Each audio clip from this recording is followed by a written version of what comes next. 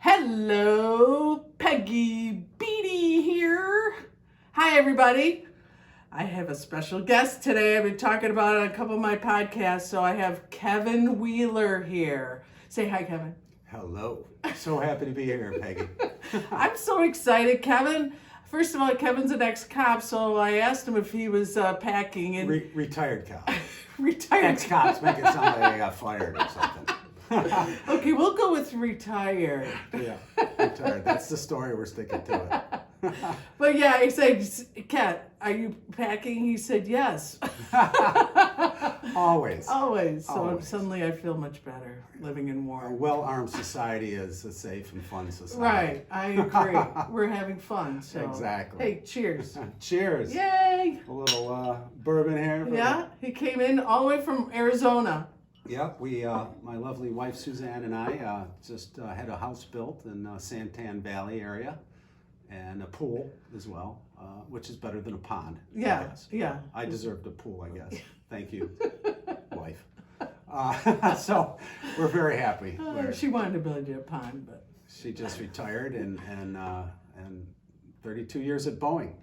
wow. Cheers to her. Cheers, Susan. Yeah, She's sitting here. she made it out. Yeah. So just so you know, they didn't come here just for my show.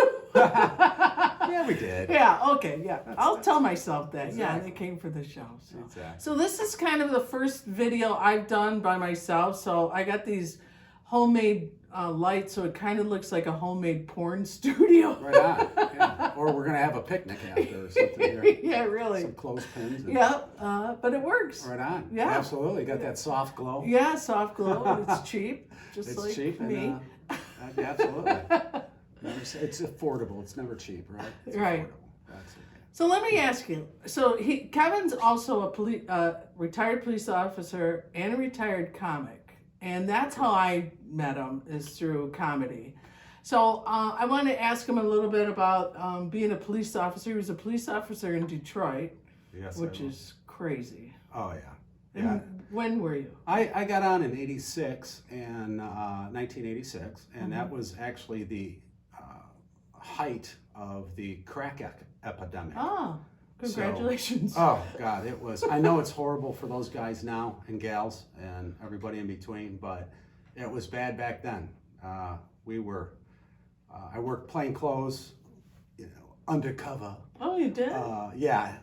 Undercover is sexy for plain clothes, I guess. Yeah. I don't know. And plain car, and we took a lot of dope and a lot of guns off the street. And, Nice. But it was crazy coming out in '86, and did patrol for about 3 years, and then I got lucky. I got picked and went into the 30 series, which is again the plain clothes, plain car, and had three or four great crews that we all worked together, and we went after the bad guys.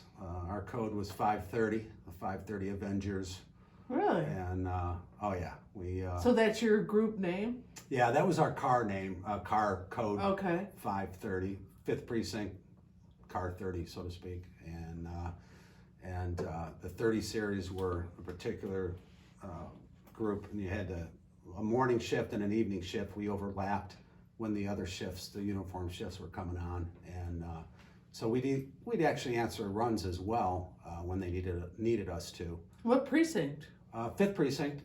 It was at St. Jean and Jefferson, and that was torn down. It broke my heart, and I guess it's NSA now there, NSA building or a border patrol building now. Oh, I get what you're saying. Yeah, okay. it's beautiful. Yeah. Okay. Yeah, it's a beautiful building. I love the 5th though, the old school there. And So Elder and beyond, is that what?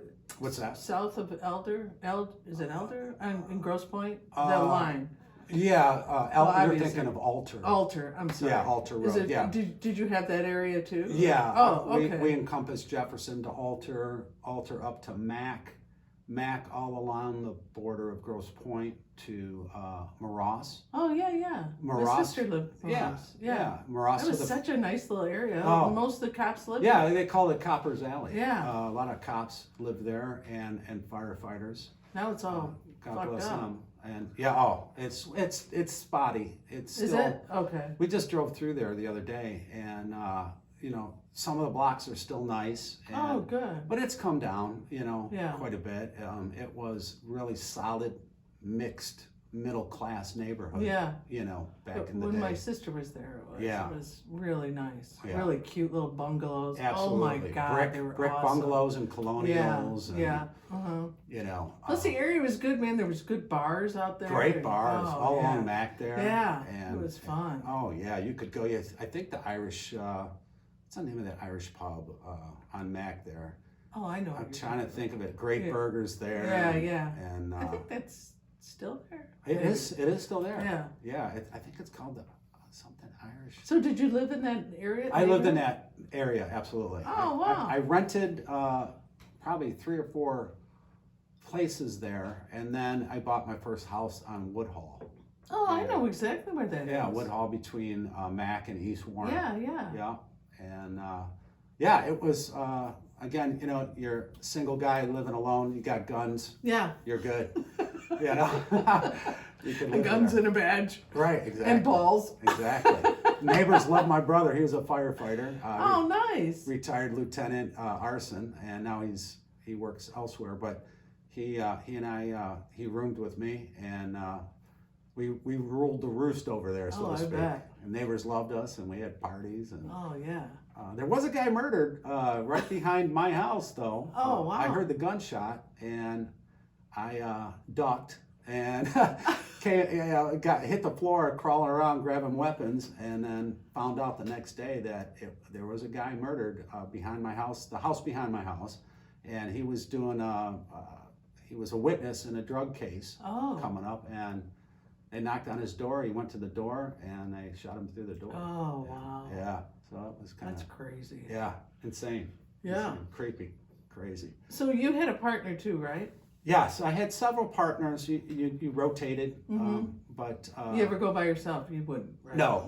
No. The only time you were assigned to a one-car unit was when you were maybe your partner was at court and you were killing time, and you couldn't even make traffic stops. Yeah. You just ran errands for maybe the precinct or whatever, and of course your traffic guys work alone, but they're just pulling people over, and They worked alone? yeah, most of your Wow. traffic units. I don't think they do anymore, right? I think they still do. Oh, Yeah, wow. I still think they do. And it is dangerous. You're right. I mean, I think every police vehicle should have two in them. Yeah. But Grosse Pointe, they always had one Yeah. One Wow, guy. That's all I need. Right. Well, exactly. Hey, got my cat caught in a tree again. I'll be right there, ma'am. Right. Yeah. Let me get my toilet's overflowed. Let me get my plunger. It's in my other holster.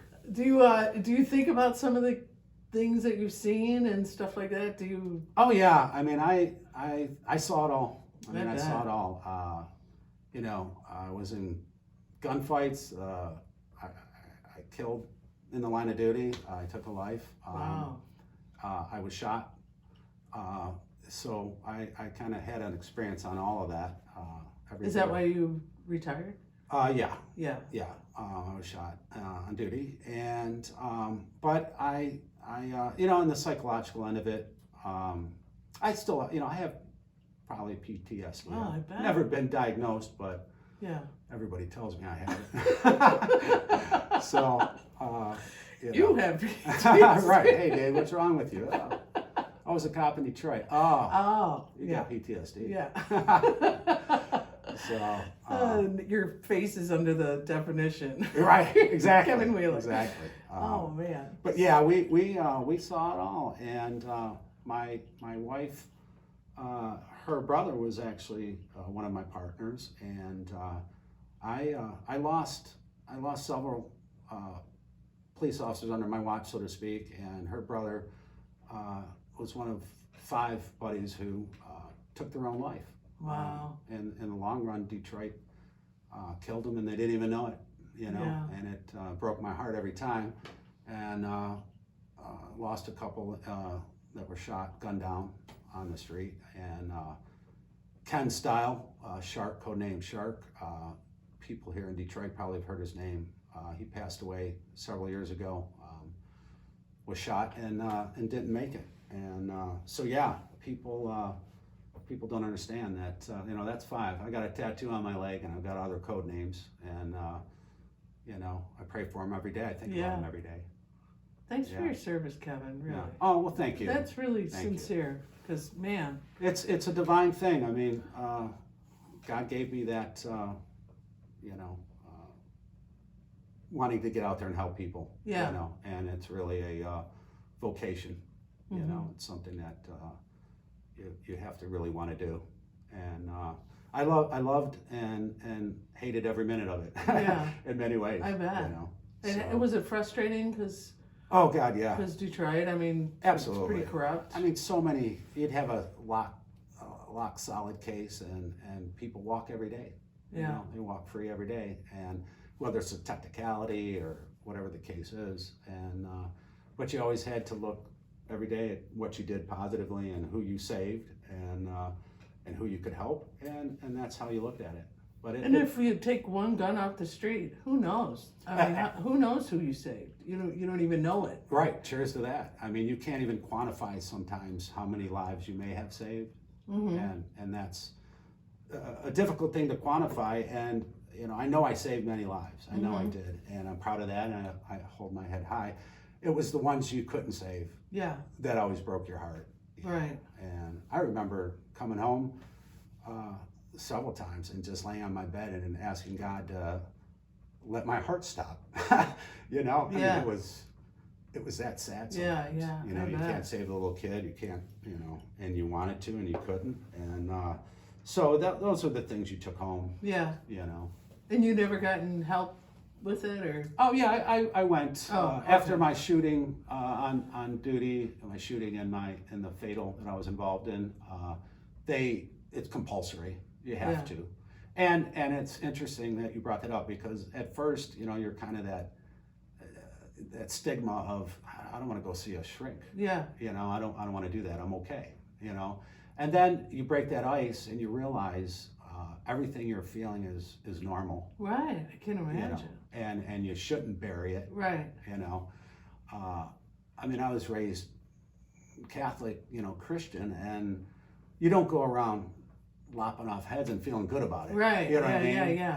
And just the evil that you would see every day is not normal. And so, yeah, I went, and it was very helpful. I tell everybody, any cop, any friends, anybody that needs to reach out, I would take their phone call any day. I know you've anytime. said so on Facebook. Yeah. Yeah. Yeah. Absolutely. Yeah, and I you can always tell it's sincere. Oh, thank you. Yeah, it is. It definitely comes from the heart. Yeah. You know. And So. The city of Detroit itself, like, did you give up on it? Or? Well, I carried that bitter pill for a long time, and I'm happy to see that downtown is. We went down for a Tiger game actually, and it truly is nicer than it's ever been. It really is. I love it. Yeah, and a lot of people love it. I still carry that bitterness, though. The outskirts are still horrible. You know, you go out, maybe that 1 square mile downtown is nice, and then the rest is crack house. Yeah. And, you know, it looks like the fall of, you know, Saigon or Bosnia, whatever you want to call it. You know, that still breaks my heart. My old house is where I grew up. On the east side there, still standing, but the neighborhood just doesn't look like it did. Yeah, you know? I lived in Detroit too. I lived at Seymour and Gratiot. Oh wow, yeah. That was in the early '80s. I was married before, and we bought a house that I didn't want to buy. That's partly why we're not married. No, there's more to it than that. But and it was getting bad, but I liked it. I liked the house I had. It was a huge porch, and it was cool as hell. Beautiful homes. But it was getting bad. And then I moved, you know, I got divorced. I lived across Osborne High too. Oh wow. Yeah. And that was crazy. Like, I remember opening the door and some guy standing there and checking out what Osborne was getting real bad then. Yeah. And I went to Catholic school all my life. My dad begged, borrowed, and stole to afford our tuition because he didn't want Osborne is where I would have went. Oh shit. And it was Good for your dad. not friendly. Yeah. Oh Yeah. yeah. God bless my parents every day. Yeah. They're still with me. Yeah, they are. I seen them on Facebook. That's awesome. Yeah. They look great. Yeah, they do. They're hanging in there. Mom's got a touch of the dementia. Oh, okay. That's why we're in town for a month, and we this past month, and You're but she's staying doing with good. them? She's hanging in there. What's that? You're staying with them? Yeah, we're staying with them. Between them and we have a lake house Oh, nice. up north that we go to. Okay. And so my parents come up there, and the whole family. It's like a nice family reunion place. Yeah. And then when we're not up there, we stay with them. So, and Suzanne's going to cook them lasagna on Nice. Thursday. I'll be over. Yeah, exactly. So let's go into a little bit of how'd you get into comedy? Well, actually, comedy was my outlet from the horrors of the police work, and Yeah. I was watching it on TV. It was kind of the '80s were the height of it, with all the programs, Yeah. Comedy, Central, and all those were full steam, and I think Comedy Central, but a lot of those comedy shows were on, and I loved it, and I thought, I could probably do this, and I want to try this, and I ended up doing the open mic. I think they were on Wednesdays at the time at Mark Ridley's, and you had to call and get booked, and they only took 6 or 7 comedians at the time, and I finally got on, and I said, well, I invited a bunch of friends and family, and I thought, well, if I never do it again, I'm just going to do it this one time, and it actually went over pretty darn well. So then I got the bug. Yeah. So, and then shortly thereafter is when I got shot and complications and things like that, and I was off the job, and I said, I'm going to try to pursue this more full time, and that's what I did. Your material was about being a cop? Yeah, initially, I taught you in the class, and I was teaching Yeah. down the road, but that's what I would tell people is write about what you know and who you Yeah. are first, and it's just the easier material, I always felt. So yeah, it was natural to do cop stuff, and I had some funny stuff. There was another guy on the circuit at the time, Ross Amacucci, who was a police officer, and so he had a bunch of cop material, and I was trying not to, Oh, okay. it was so hard yeah. because he would talk about some of the stuff I Yeah. would talk about, and or some of the stuff I wanted to talk about. Yeah. So, but yeah, and then I wanted to get away from that. One thing that bothers me about comedians, when they pigeonhole themselves in a certain like heavy set comedians, all Yeah. they do is talk about being yeah. fat. Yeah. And it's cute at first, but Yeah. now tell me something about you, Yeah. something else, Yeah. And so I wanted to kind of shy away. So I would end up doing my cop stuff near to the end of my set when I started middling and then eventually headlining. But yeah, that was my core go-to in the beginning. So how long were you in comedy? Let's see, I was probably about 17 years. And I walked away from it a couple times. And I walked away from it this last time. Again, I went through these phases where I just didn't feel funny. I just, even though I was making the audience laugh, Yeah. more than not, I just went, I don't know if it was a depression or Yeah. things like that. I don't feel funny. I don't know And- why. You haven't been through much. Right. That's funny. That's true. But it's interesting because Mark Ridley at the Comedy Castle, when I told him that, he said, hey, where you been? I'm like, Mark, I'm just going through a phase. I don't feel funny. And he's like, Kevin, I went through the same phase a couple times because, Mark started out MCing and middling and headlining, and then he owned the club and whatever the case is. And I'm like, oh, it made me feel better. Because, Yeah. He's a great guy. Oh, fantastic. Fantastic. I think I met him once, but I don't know. It's just a good vibe, and He is truly, and I've been all over, and I lived out in LA, and I've experienced a lot of clubs and club owners, and he is by far, and I think a lot of well-known comedians would agree, by far the most honest, caring, and phenomenal club owners in America. Yeah. I mean, just fantastic. I've That's seen him do awesome. some things where other club owners might go the other way, and he wouldn't do it.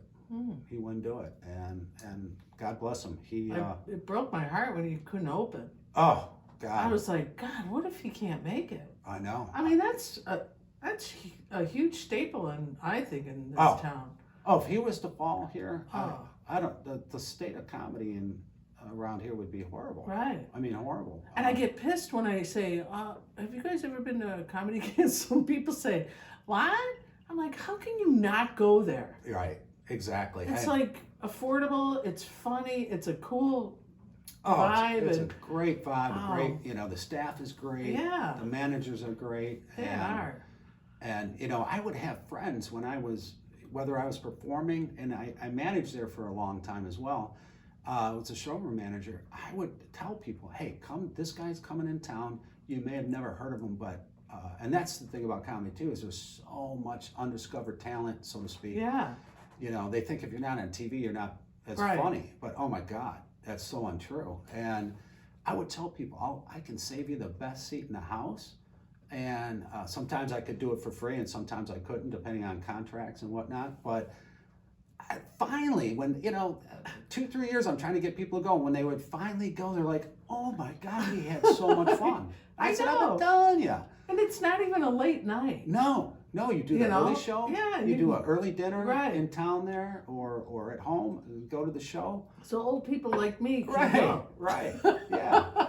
I mean, the late show, okay, yeah. So what are some stories with some of the comics because you managed for how long? Oh God, 14 years. Yeah. Oh, I've got so many stories. In fact, I'm actually thinking about writing a short book on so many guys. John Panette, who's the guy with the scotch all the time? Ron White. Oh, I just saw him. Yeah, Ron White was in town, and did you go see him? I didn't. Oh. I didn't. We were too busy with my parents. He was good. He's fantastic. Yeah. And the whole time before I knew who he was, so to speak, he's coming into the club for the first time for me, seeing him, and like that whole drinking on stage is real. I mean, that guy. Oh yeah. I don't know how he does it. He looks like he drinks on stage. Oh my God! I had 2 drinks between a show. I forget where it was, and I never drank or do any kind of drugs when I perform. Or after, yeah. but I did I had 2 beers on an empty stomach, and I slurred a couple jokes on my second set, and I'm like, Kevin, and the audience didn't know it. Right. I mean, I covered it really, Yeah. really well. I mean, but I said I'm never doing that again. Yeah. That guy gets up there nonstop, and God bless him, Shit-faced. he can do it, and he gets funnier and funnier. Yeah, we saw him, and there was a guy that opened for him. His name is Detroit Mike. So Ron must have came in and took his headline spot, right? So he featured. So I felt like we saw a headliner and another headliner, Right. and then the middle guy, and then the MC. Right? There was 4. So Ron middle, so to speak, or he. Yeah, that's what Detroit Mike said. Look who's opening for me. Oh. Because he went out as the feature and then introduced Ron. Yeah, that's how it went. Right, I'm sorry. okay. There was an MC. He went out as a feature, introduced Ron, and then came back and finished. Okay, Ron finished? No, Mike Detroit. did. So he Okay. came up twice. So it sounds like Ron came into town. Yeah. And Mark said, That's hey. exact, because I private Gotcha. messaged Mike, Detroit. He was really good. Really? He's a Muslim, and he was so funny. Yeah, And good for him. yeah, it was good. Yeah. He's got some things says eat pork or something. Oh, eat. But yeah, it was good. Yeah. So yeah, I try to go once a month maybe. You should. Yeah. I mean, and all comedians should. If you're in town, you're not working, just go up there and Yeah. chit chat and They're get to know so Mark good. and Yeah. the I crew go in there. there and they say hi. I mean, I emceed there. That's as far as I got. Right. And that's then great. I was proud of myself, and then I quit Absolutely. after that. But Right. yeah, it was a big accomplishment. I felt For sure it is. It's a great goal, and that was my goal, was to MC at Mark Ridley's, and I did that. And then I'm like, you know what? I want a middle, and then I want a headline, and it takes time. You got to be patient. You got to be, vigilant, and Oh my God, that's do your it. homework, and write, and it takes time. And It takes a lot of time. It takes a lot of going up. People say, well, why aren't you doing it? And I'm like, because, man, it's a huge commitment. absolutely. So I feel like I got to the place where, okay, I'm either going to go all in or stop. Right. Because Right. I'm not going to do it half-assed because Right. I got there. Right. So, Absolutely. And you reached a goal of yours, and there's nothing wrong with part-time comedy. I mean, right. I And did it. I would like to go back Yeah. when you I know, retire. What the Yeah. hell? Especially when you get to the level where the clubs will you're bookable and they're going to book you, and you're like, hey, I just want to do this, couple weeks out of the month, Yeah. and you can pick and choose. And once your reputation's there, you can, if I brushed off my act, and I've actually written a lot of stuff in the last couple of years. I just don't have that push in me right now to get back on stage. But if I always wanted to do something with you with political stuff. Oh yeah, well, we I talked remember, about that. yeah. But Yeah. God, that'd be so hard because you're in Arizona. Right. Well, and we should still talk about that with Ken. We were Yeah, talking about you, me, yeah. and Ken, I wanted our Ken to Canuck be here, friend. but he's like, what? our Canuck friend. He's locked up in communist Canada, so Oh, he God. can't fucking come. So I blame jeez. Canada for everything now. Oh, I me just too. do. It's so sad. I have cousins there and friends. And anyways, I want to talk about this. Is how I met Kevin because he taught my class. Right. So Right. he taught Mark Ridley's class, and the day his first day there, he's got a hell of a story. I hope you don't mind talking about it. Oh no. I'll share it. It's pretty intense, but that's how I got to know him. And tell Yeah. us about it. Yeah, it was one of those life altering, wake ups. And to set the stage, I had just had maybe 6 weeks prior shoulder surgery, and I was healing from that, and I was starting to get a little movement in my arms, and I was teaching a class,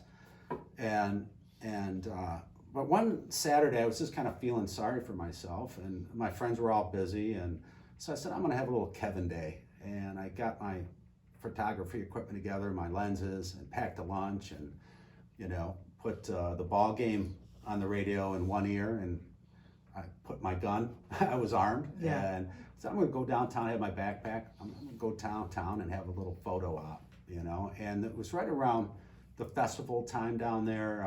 Maybe I think it was maybe a week before the fireworks. Oh, And they okay. had all those things going on down there, and it was a beautiful day. It was sunny. The weather was perfect. Everybody was having fun. I was taking all kinds of phenomenal pictures, and the little kids were playing, and I remember thinking to myself, wow, Detroit's going to be okay. Yeah. Detroit's good right now, and it's going to be okay. Everybody's enjoying each other and getting along.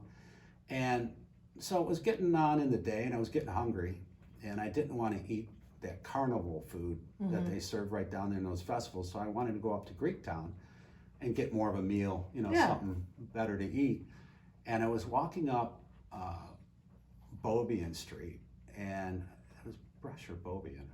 I think it's Beaubien. And they had that street blocked off because of traffic for the festival. So I was walking in the middle of the street, and again, I was listening to the Tiger game in one ear, and I left the other ear open for trouble. And all of a sudden I heard this horrendous, and I still can't get the sound out of my head, this horrendous crack and pop behind me. And I stopped dead in my tracks in the middle of the street, and I said, that's not good. There's a car accident behind me or something. And I turned around, and I'm looking, I didn't see any car. And I looked down, and this young man was laying there, and I'm thinking, my God, someone just ran him over. And I ran up to him, and I started assessing the injuries, and I thought, oh my God, I looked up, and the kid had jumped off the building and committed suicide. And he was still alive, and I was trying to help him, and I was trying to talk to him. He wasn't talking back, but he was looking at me. And Oh, wow, he was still alive? he was still alive, and but barely, and I knew he was going to go, and I knew there was nothing that I could do to save him. So again, I'm a Christian, and I all these things started flooding my head. I'm like, all these things from grade school religion. And I remember a 6th grade teacher telling us in religion class that you can give someone their last rites. You don't have to be a priest. and, take some kind of liquid or whatever, make the sign of the cross on their forehead and pray for them. And so I licked my thumb and made the sign of the cross on his forehead. And I said, and again, stuff was coming out of my mouth that I hadn't, even thought of in a long time. But I said, Lord, we are sinners. We are unworthy to receive you. Only say the word and I shall be healed, or we shall be healed.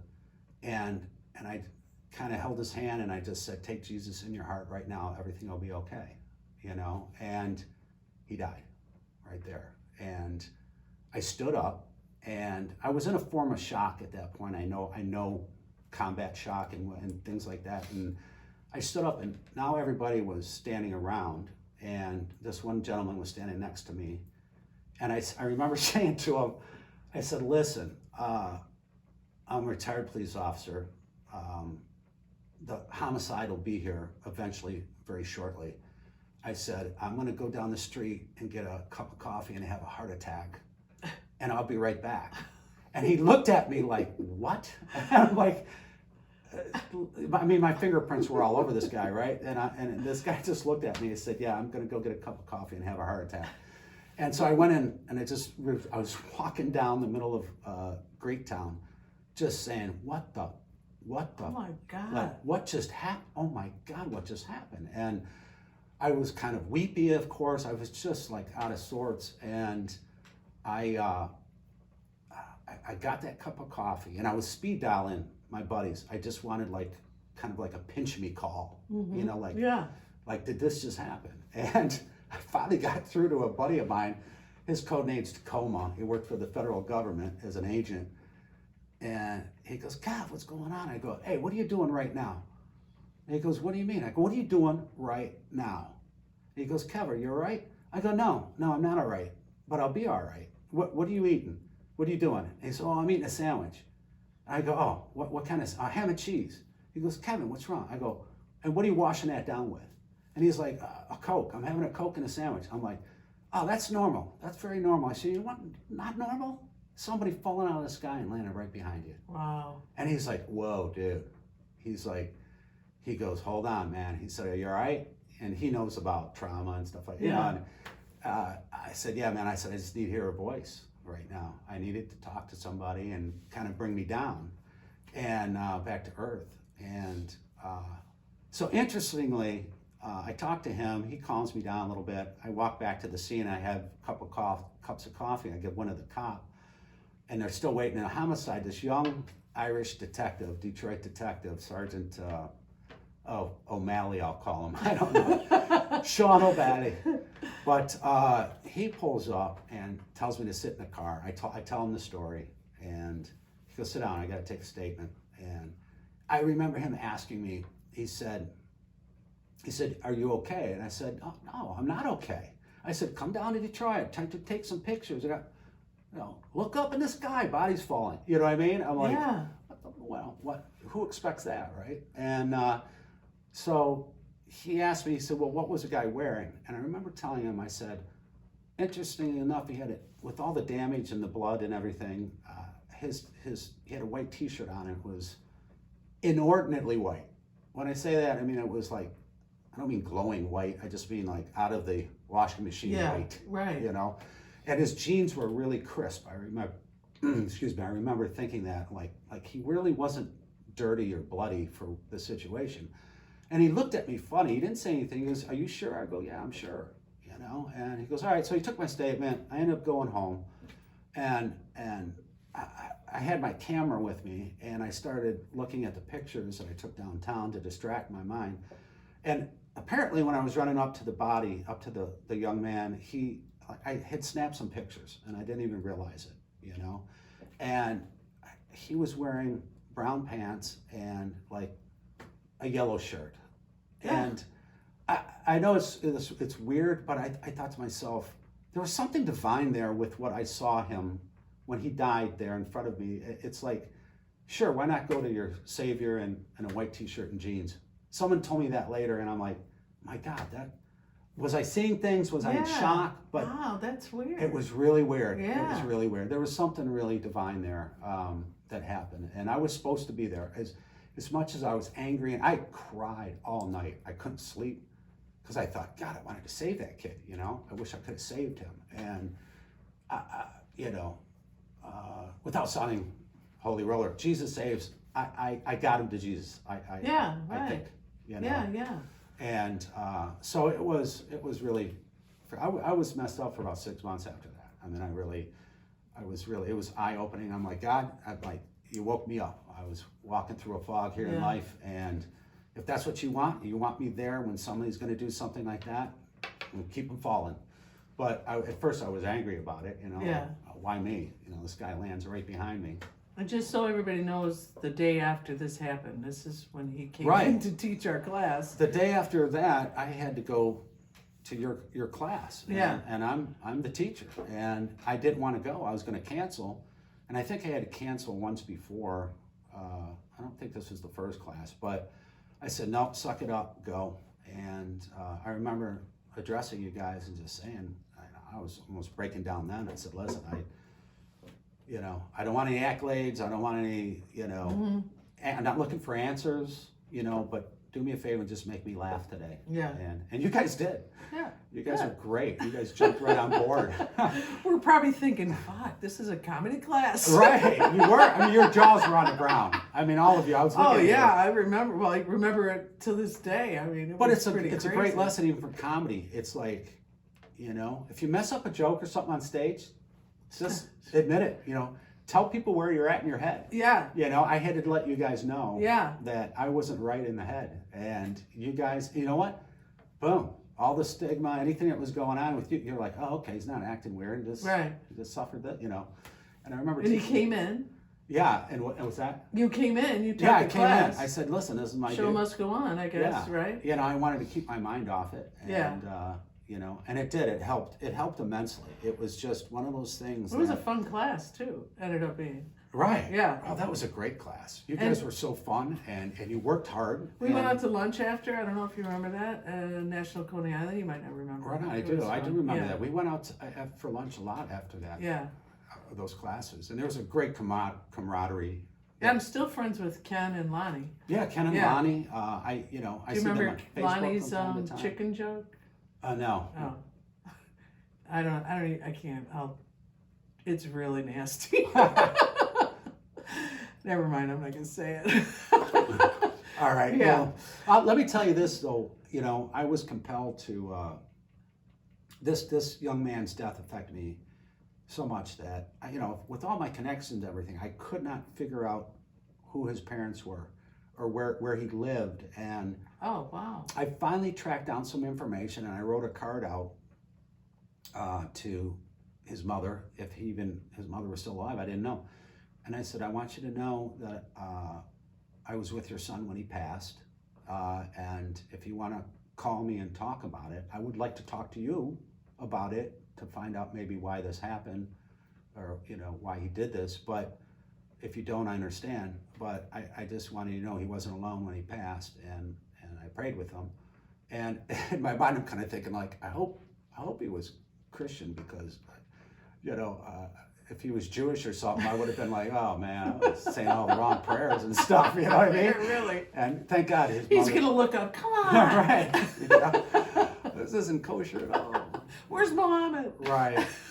But I ended up. She called me, and she cried. I cried, and. Oh, she did call you? Oh, she called me. Oh, wow. Yeah, it took about a week, and I guess she was in the middle of moving, and so she went back to that house to check the mail, and she found my card, and again, this address I tracked down, it appeared to be his last name, and everything okay. I could figure out from my detective work, so to speak. And I wrote. Oh, and that she, had to have been heartwarming for you. Oh, I it would was. think. It was good. It was good because I just, I hate to think of anyone dying alone, and for a mother to lose her child and think they were all alone, and Right. and of course all those questions came up. Was he in pain? Was whatever? And I was as ginger with her as I could be, and but we formed a nice relationship from that. Yeah. And, Oh, nice. she thanked me and. Yeah. Whatever, and I said, again, it's like I wasn't looking for thank yous. I wasn't looking Right. for any of that. Right. I was more upset when it happened that I was the only one. There were people standing around, and I was yelling at people to call 911, and here I am kneeling, next to this guy on the corner of like panic and hemorrhage in my head, right? And I'm like, somebody, like, I was really angry about that. I was like, not one person helped me, because I can do Really? I could do CPR on my own. You can do one man, but two person would have been nice. Yeah. And there was this one cute gal that was standing in front of the Athenaeum who finally yelled. I get it. People were in shock. Yeah. They were. Right. People don't know how to react, and I was working through that combat, stress and whatever. In Maybe my they mind. felt you had control over it too. Right. You have to. You have to train yourself that way. Yeah.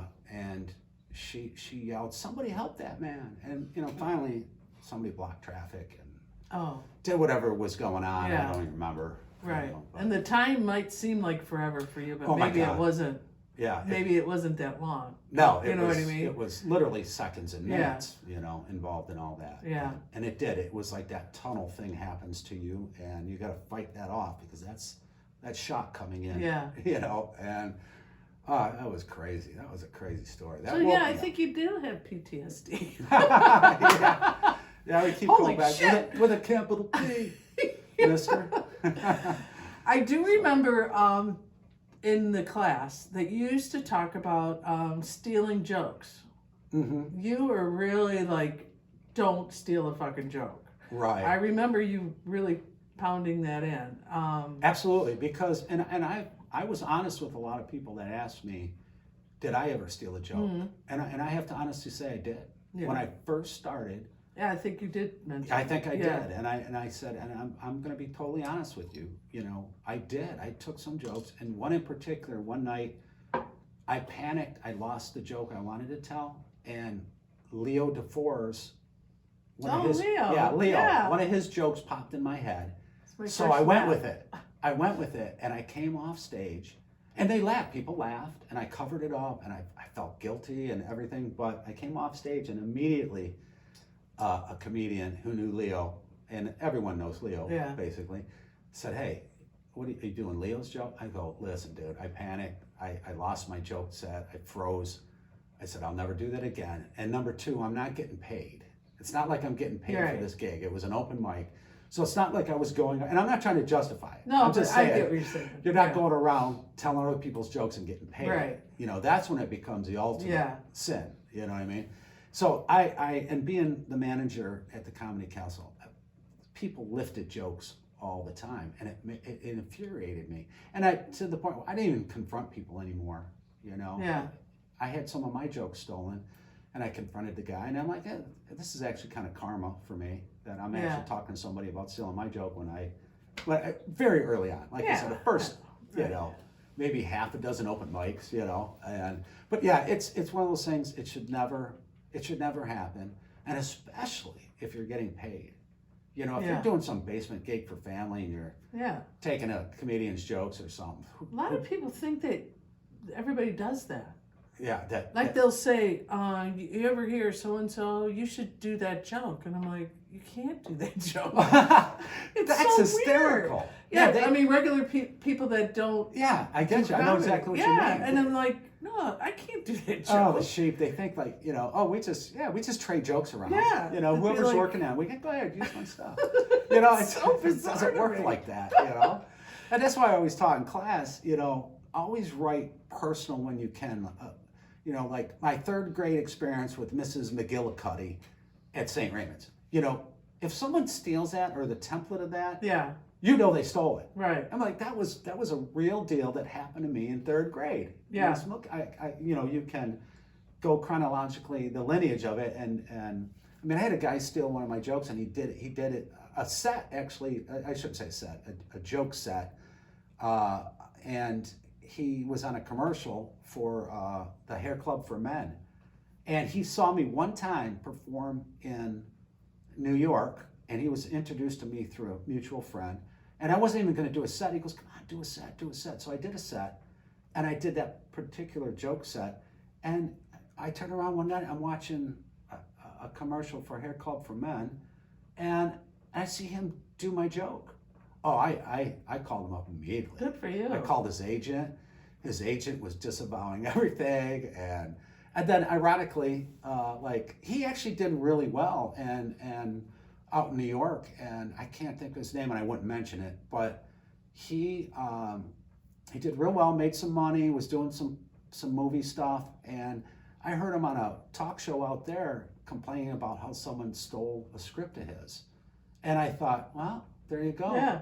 You know, there's Fuck your you. karma, buddy. You know, wah wah. Yeah, really. You know. So I want to ask you, I want to go back into a little bit politics, if that's okay. Because Absolutely. you and I you know go, me. Yeah.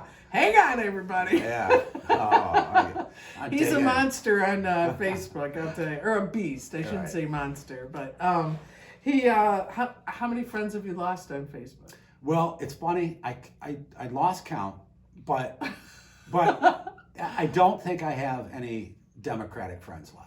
Yeah, So- you used to have two that you would just fucking Oh. boom, boom. Oh, I yeah. can't remember their name, Oh, but yeah. it was just like, I can't I'm even like, hardly talk to dude. them anymore either. I mean, you know, but they unfriend me for the most part. Yeah, I haven't unfriended anybody in forever. yeah. I did a while back. I unfriended some people, and that's. Yeah. Have you been suspended? Yeah. It's Have you? funny. Like, yeah. I'm surprised I haven't. Yeah, I got suspended for the first time for like, it was a day, you know, this was a couple of years ago. And I was like hurt. I'm like, what? You know, get out of here. What did I do? You know? And so I took it like a man. And then I got another day somewhere over the last few years. And then I got a 7-dayer. And most recently, I actually got a 30-day suspension. And it was so unfair. It was unbelievable. I was actually defending the honor of a woman on our community board, which is linked through Facebook. And this guy was being a jerk. I mean, he was being mean. And I just started calling him out. And then he started calling me out. And him and I were now going back and forth. And I got a notice that said, you're suspended for 24 hours. I'm like, yeah, whatever. And they said, do you agree to this? And I didn't agree to it. But then he kept sending me stuff, and then I sent him some, and it still went through. So I'm like, oh, I'm not suspended. So long story short, that happened twice. And then all of a sudden, it came up again, and it said, okay, now you're suspended for you're suspended. Do you agree? And I said, yeah, okay, I agree, 24 hours. Well, they hit me with a 30-day, and they said they were accumulating all these hits after they said I was suspended for 24 hours and didn't suspend me. So they let me go on, you know. But again, it was just, you know, again, I was defending this guy was being so mean. That was kind of recent, right? Yeah, that was recent. Yeah, Because I kind of noticed you a couple weren't months there. ago. Yeah. So now, when I texted you about today, and you had brought up this thing called Dunning-Kruger Effect, which I had to Google it because I didn't know what it was, but I get, after reading what it is, why you wanted to talk about it, because you and I did going back and forth with some people on, I think it was on racism or something, and Right. this one kid was kind of blind, so you could tell the story, but it was pretty interesting, and how his references weren't really there. Well, So go ahead. it was clear to me that he didn't know his history. And in this particular case, you know, he was just assuming everything he was taught as a child from a Democratic background. It sounded like his family was staunch Democrats. So he believed everything he was taught and everything he was told, and he didn't fact check or truth check what he was throwing back at you and Just me, so you know, actually. Dean just came in if you hear something. Oh, okay. No So problem. you got that gun. So. Right. Oh yeah, we're covered. If it's anybody creepy, I got 'em. I have one too. That's So right. not on me. Suzanne, duh. Boom. But go ahead. I'm sorry. I just Right didn't on. want you to. Yeah, you're packing. I love it. So anyway, my point is, Dunning, if you look it up, I didn't know anything about it up until maybe 10 years ago. And someone brought it up, and I Googled it, and I looked at it, I'm like, wow, this is part of what affects everything that's going on in the world right now. Everybody is suffering on some level from the Dunning-Kruger Effect. And that is you only know, and I'm surmising it. You can look at the definition, but it's basically telling you that you only know what you know. You only know what you think you know. And it takes you a second to wrap your brain around it. It really does. But it so feeds into an indoctrination theory of what you've been taught is all you know. And if you don't, and I'm a big purveyor of question everything and everybody. I mean, with this election with Trump, and I do believe it was stolen. I do believe there was massive cheating. Yeah. And just in the case that there's corruption in everything human beings touch, 3 to 5%, and sometimes more. Social Security, welfare, name it, right? So all you would need is a 0.5% or 1% in an election to sway it these days, with as razor thin as they are. Yeah. But and with the COVID election, it's exactly. I hope we fix that, because but it's people, too stressful. And it is. I mean, come on, an election It isn't. is. And I'm actually okay with off that subject for a second. I mean, it's the same subject, but I'm okay with mail-in balloting when our system is set up for it. It's not set up for massive mail-in balloting. When it is, and when I can go to a website and with my code or whatever they give me, and I can look up my name and see who I voted for, and it was valid and it was counted. Yeah. Then I'll believe people that there's no voter fraud. Oh yeah. But can you? I mean, you voted. Do you know for sure if your vote counted? No. You don't. Nobody does. Nobody does. Nobody knows. And that's where, again, I get angry with the left that, there was no cheating. Are you kidding me? There's cheating in everything. Yeah. So let's question it at least. Let's look question it. Yeah. And question it, and it's kind of like with the COVID. Mm-hmm. If anybody questioned it on Facebook, like I gotta say something. You and my friend Chuck Stemple, I think you guys are friends now on Facebook. Yeah. I don't know. Yeah. You guys were the ones, when we did the 2 weeks shutdown, you guys were the ones on Facebook that I noticed that ended up being correct. That it's not going to just be 2 weeks. Absolutely. And the 2 weeks, I was like, okay, it seemed logical to me. Okay, let's close 2 weeks of the hospitals. You're seeing these videos from China and all this shit. Absolutely. And then I'm pissed because I fell for it. Right. And I was scared. Right. I was scared. I was working in the public. I was selling cars, and and in the middle of all that, I'll add this little bit of information. I injured myself very severely. I broke 4 ribs and punctured a lung in a bike accident, and they took me to the hospital. And I'm like, "So are you guys going to test me for COVID?" And they're like, "No." I go, "Really?" And they're like, "No." I said, "Are you guys like overwhelmed?" And they're like, "No." We're busy, but we're not overwhelmed. I mean, they had the whole country think that every hospital I know. was, on life or death. They had no nurses, no doc, no medication. But you couldn't even bring it up. Like if I brought it up, I questioned something on Facebook, man, I would get just all kinds of shit. Like, you don't care about other people. You don't care about my grandmother. I was like, wow. Oh yeah, I had a cousin unfriend me. Now we're good now, but he got offended that I'm like, slow down. I would lay my life down for you. I lay my life down for every MFer that's saying I'm an idiot for not wearing a mask, whatever. Calm down. Calm down. Okay? Everything you're hearing is not the truth. And sure, on the side of caution, over air. It's free thought. But yeah, I mean, it's crazy. And this whole thing with the vaccinations. Yeah, I'm vaccinated, but I don't give a shit if you're vaccinated. Honest to God, I don't. Right. It's none of my business. Right. I vaccinated because I'm old. I have AFib, and I had pneumonia before, so it was my decision. Right. But I don't care if anybody else does. Why would I care for that? About that? Absolutely. And now I'm scared because they're pushing it so hard. I'm like, what the fuck did I do? Right. Oh yeah.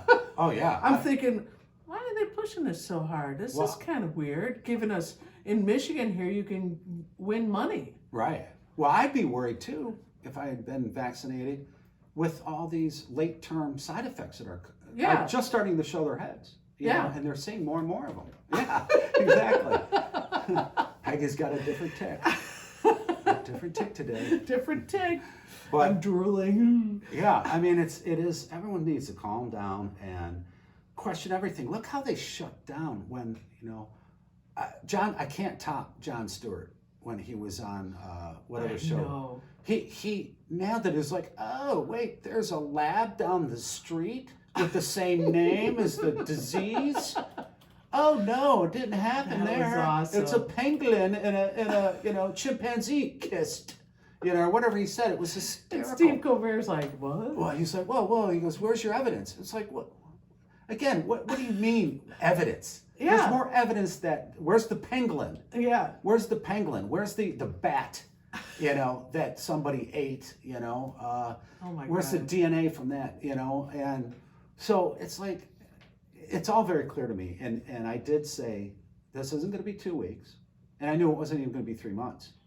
But you get shut down. And that's when I think Facebook really started shadow banning me. Yeah. And all of a sudden, I'm starting to get harsher suspensions. I don't know if Chuck has. I want him on the come on Right. here too. Sure. What do you think? I got some questions for you. Sure. What do you think? Well, like I haven't had questions already. Is the biggest threat to our country right now? The leftist, the radical leftist, socialist communists in our country, and the media.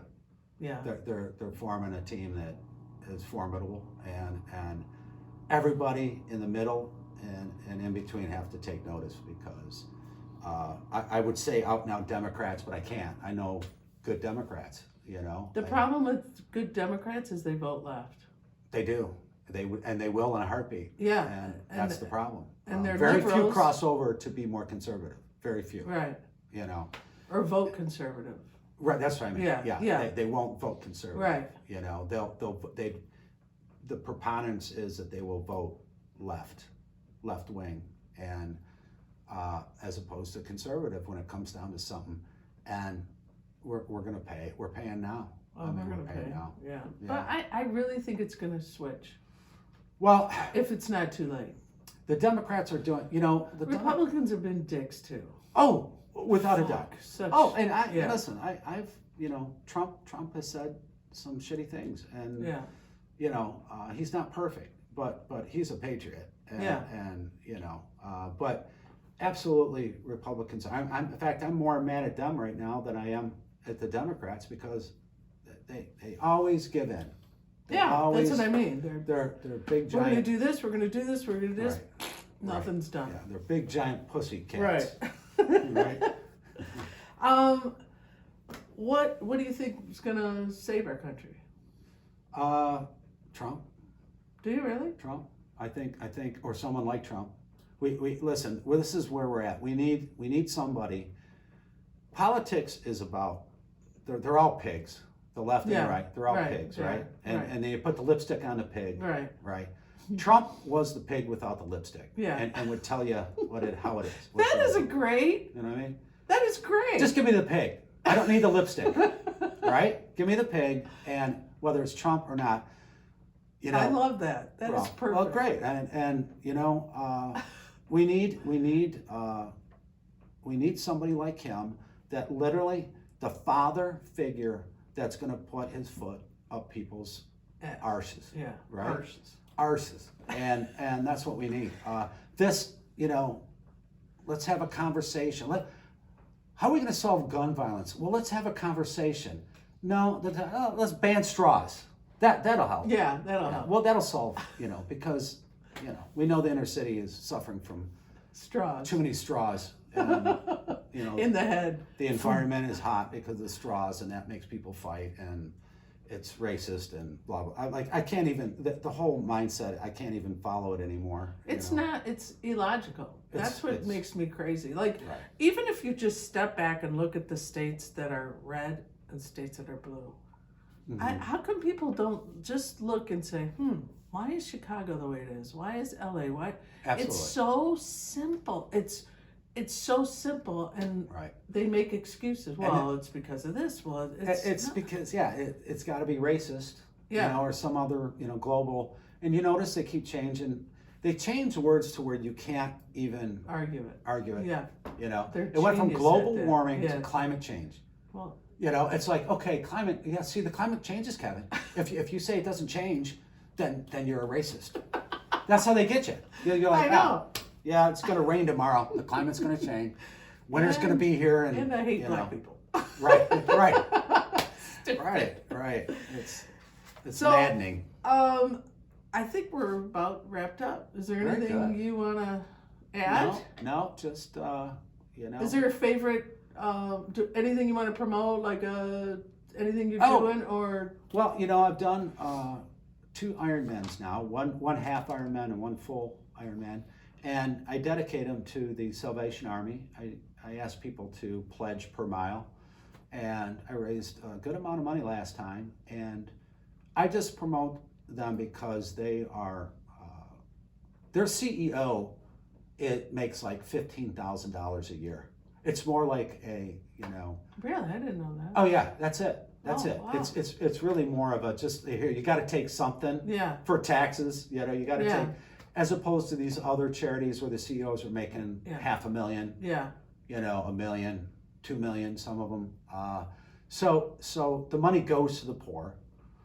There's no conditions attached. Yes, they're Christian, but they're not. They don't hate gay people. They don't hate colored people or people of color. They accept and help all people who need it. Right. And that's why I love them. And you know, if you go to a Salvation Army store and you buy something from there, you're helping.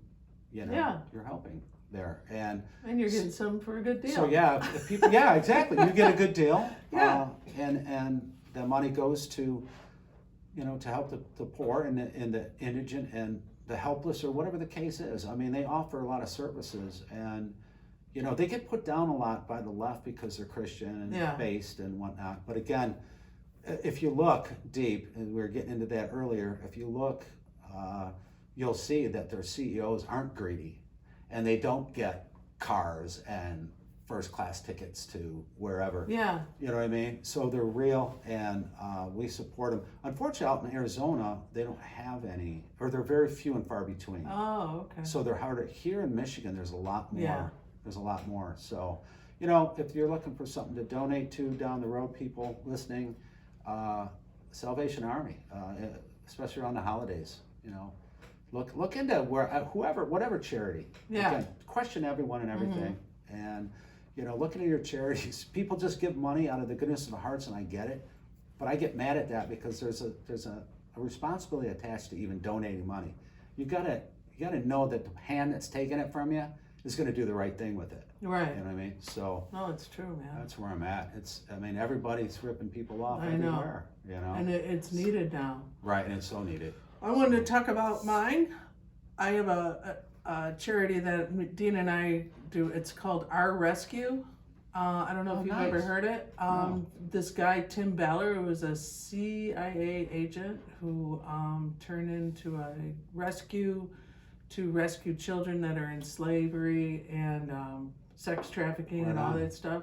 So the money goes to him helping these kids. Plus, they bring them back and they Set them up. Yeah, set them up and stuff. Gotcha. It's pretty incredible. Now, what's it called again? It's called ourrescue.org. Very good. I got this because we donate a little bit every month, so Sure. I'm proud of that. And Wow. I really want to thank you. Oh my God! I hope it's you a come pleasure. back. This was awesome. Thank you, Right. Suzanne, for sitting through this. Yes, if I come back, we'll do more comedy, fun Yeah. stuff. Yeah. You know? We Yeah, got yeah. to do a little deep. That's all right. It's all good. Yeah. I loved it. Yeah, Wow, I loved it too. So And I'm proud of you. I'm so glad the setup here is great, and I hope this takes off for you, and you Thank keep you. at it. Don't give up. You know? oh, I This won't. is, I think I love this more than comedy. yeah. Oh, there you go. You know, because I get to Right. hear your You get stuff. a taste of all of it. Yeah. Yeah. And yeah, absolutely. You I can- think we kept it light a little bit, but yeah, that's no, all right. It was fun. Yeah, it and was fun. So I hope you had a good time. I And did. I really appreciate Thank you so it. much. When Thanks are you for going the home? Scott or the bourbon. Bourbon. We're gonna head back. Cheers. Cheers to the empty.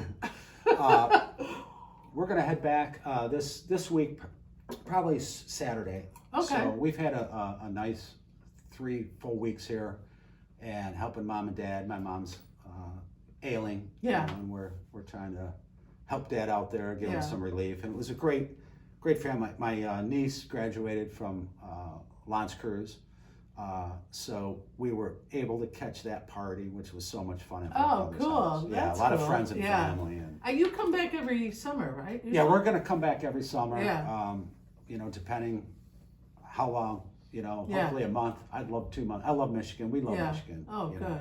And we've got the lake house, so we've got somewhere to come to. Yeah. And Fun. between there and mom and dad's, it's And you both awesome. are from here, so. Right. All right. All Well, righty. this is Peggy Beatty here. Till next time, I'm out.